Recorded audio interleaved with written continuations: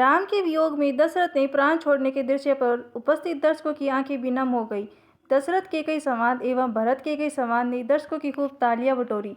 Churu road स्थित चौथुराम शिव भगवान कम्मे के नौरे में चल रही जनता रामलीला में सोमवार की रात मंथरा के कई संवाद केवट द्वारा नैया पार तथा भरत मिलाप के दृश्य का मंचित किए गए। कमेटी के निर्देशक नंदलाल दाइमा ने बताया कि दशरथ का कमेटी के संरक्षक निदेशक शिव भगवान कम्मा, केकई का पुरुषोत्तम सिंधी, राम का कमल महर्षि, लक्ष्मण का राकेश कम्मा, सीता का रवि भार्गव, भरत देवेंद्र कम्मा, शत्रुघ्न का देवेश महर्षि, मंत्रा का सुशील कम्मा, वशिष्ठ का नितिन प्रजापत, कौशल्या का गजानंद गहलोत सहित कई कलाकारों ने अपने अभिनय पर दर्शकों की खूब तालियां बटोरी। लीला का संचालन प्रदीप कुमार ने किया। संवाददाता अरविंद महर्षि की रिपोर्ट। या ना कहो, धिक्कार है तुझ पर और मुझ पर भी। न छोरे को दिल में रखता, न जिया फिगर होता, न जन मुरादे होता, न जलीले खार होता। कैसी जलालत, कैसी खरानी। पिताजी प्रणाम, माताजी प्रणाम। माताजी, पिताजी का ये क्या हाल हो रहा है? भाई भरत और शत्रुघ्न तो सकुशल है। पिताजी किसी शारीरिक रोग से पीड़ित तो नहीं? हमेशा तो मुझे देख कहीं प्रसन्न होकर सीने से लगा लेते थे, आज तो बोलते तक नहीं। क्या मुझसे नाराज है? क्या मेरे से कोई अपराध हो गया है? हे माता, जो भी बात हो आप मुझे साफ साफ कहिए। बेटे राम, मैं तो महाराज किसी रोग से पीड़ित है और ना ही तुमसे नाराज है। हाँ, तुम तो ये प्राणों से मेरे प्यारे हो। हाँ, कुछ कठोर बातें कहने में जरा संकोच करते हैं। हे माँ, एक आज्ञाकारी पुत्र के सामने संकोच का क्या कारण? राम ने तो जन्म इसलिए लिया है कि सारा संसार पुकार उठे कि पितृभक्ति इसी का नाम है। हे माता, संसार में यह तो पुत्र अनेक, सेवक और माँ बाप का पुत्र वही बसे। प्रथम तो ये मेरे पिता है, दूसरे गुरु है, तीसरे राजा है और चौथे मेरे हितकारी है। इनकी आज्ञा से तो मैं अग्निकुंड में प्रवेश कर सकता हूँ, जहर का प्याला भी पी सकता हूँ। अतः हे माता, जो भी बात हो आप मुझे साफ साफ कहिए। तुमसे यही आशा है बेटा।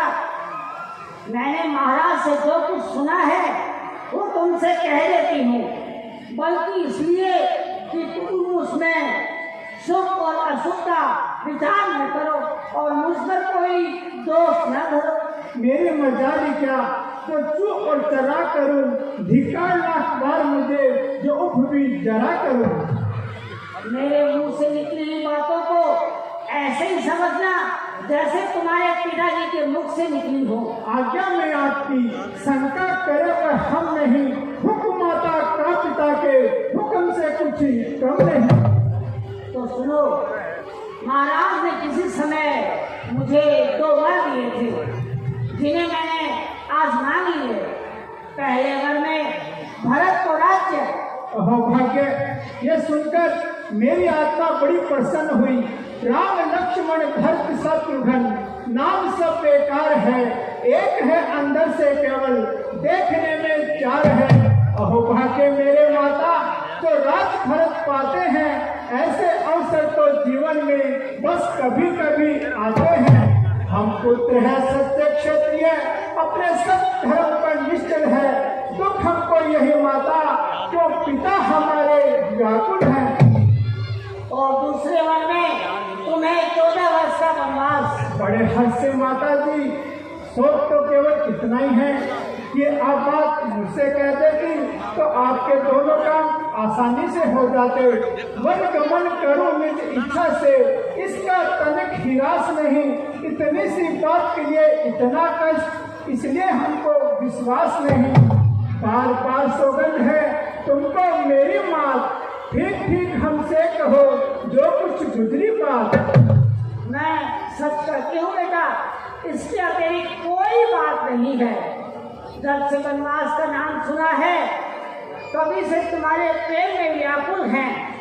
जो सामग्री जमा की गई है उससे कल भरत का राज तिलक किया जाएगा और तुम तपस्वी का वेश बनाकर वन को चले जाना।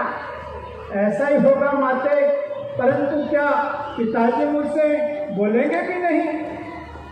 नहीं बेटा, ऐसे समय में उन्हें तकलीफ देना उचित नहीं है। क्या तुम अपने पिता की आज्ञा और अपने कर्तव्य को भंग करना चाहते हो? हे माता, राम जो कुछ कहता है वो करने के लिए ही कहता है। तो अच्छा, मैं तुम्हारे लिए भगवे वस्त्र मंगवाती हूँ। हाँ, तुम यहाँ से सीधा वन को जाना चाहते हो या कौशल्या से मिलना चाहते हो? जिसमें आप पसंद हो माते। ठीक है, मैं उनको बुलवाती हूँ। जो आज्ञा माता। पुत्र ठहरो, धीरज धरो मेरे लाल, धीरज धरो। कुटिल के कही रे, दुष्ट के कही रे, दिल पे गहरा घाव किया है, उसमें नमक मत छिड़को मेरे लाल। जहां तक हो सके इस संदिल को बनाओ बुझाओ। अगर इस संदिल ने नहीं मारा तो मैं प्रतिज्ञा पूर्वक कहता हूँ कि ऐसी जिंदगी जीना मुझे हराम है। राम। पिताजी, पिताजी होश में आए, सब काज संपन्न होगा। पिताजी इतना न घबराइए। माता जी पास में आकर पिताजी को समझाइए। मैं क्या करूँगी? मैं क्या आकर जान में आ लूँगी? इतनी बेहया, इतनी बेहया, गिरी बिजली सीने पे ये सिरा फट नहीं जाता। कुल्हाड़े पड़ रहे हैं सर पे, ये सर कट नहीं जाता। राम, राम।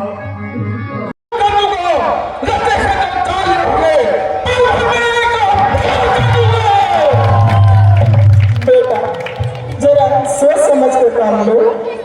बस माता जी, अगर राजगद्दी पर बैठेंगे तो भैया रामचंद्र जी ही बैठेंगे, और अगर कोई इसका विरोध करेगा तो मैं एक एक को देखूंगा।